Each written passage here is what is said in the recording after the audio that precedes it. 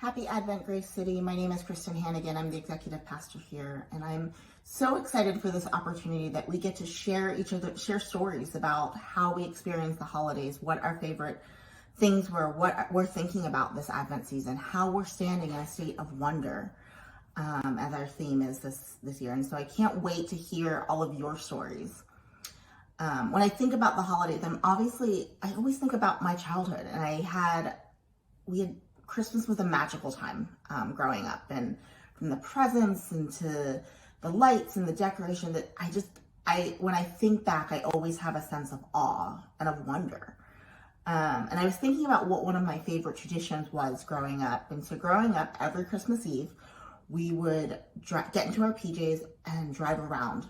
And we'd drive around the neighborhoods, just around the same roads that we drove through every day. And we'd look at all of the Christmas lights, and we'd see all of the decorations and the ways that homes were decorated, and we'd ooh and we'd ah, and it was beautiful. And it's funny looking back on that. One, I'm pretty sure my parents started that tradition just so that we'd all fall asleep in the car and go to bed early on Christmas Eve. But two, it's funny, we didn't go anywhere fancy. We weren't driving around roads that we didn't drive on every day. We were doing the mundane. We were around it, but we were looking at these homes in a different way. We were seeing the lights, because it was nighttime, in a way that we hadn't seen. Even the lights that we drove around and saw throughout the whole season, we saw in a new light because it was Christmas Eve. And we saw and appreciated the beauty of it so much more than we did on the nights that we might just be coming back from dinner.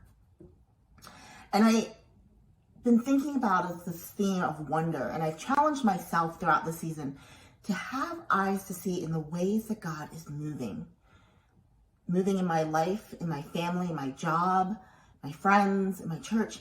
And maybe it's nothing grand, but it is the simple things. And to see him in relationships, to see him in events, and to see prayers being answered that I had forgotten that I had even prayed. And so I think this season, the thing I would challenge us is in the same way that my family would drive around looking at the homes that we looked at every day, but appreciating them so much more, seeing them in a new light. I challenge us to look around our neighbors, our jobs, our families, our friends, and to look at them with new eyes that only God can give you, and appreciate their beauty this season, and appreciate and stand in wonder of the things and gifts that God has given you this season. Merry Christmas, Grace City.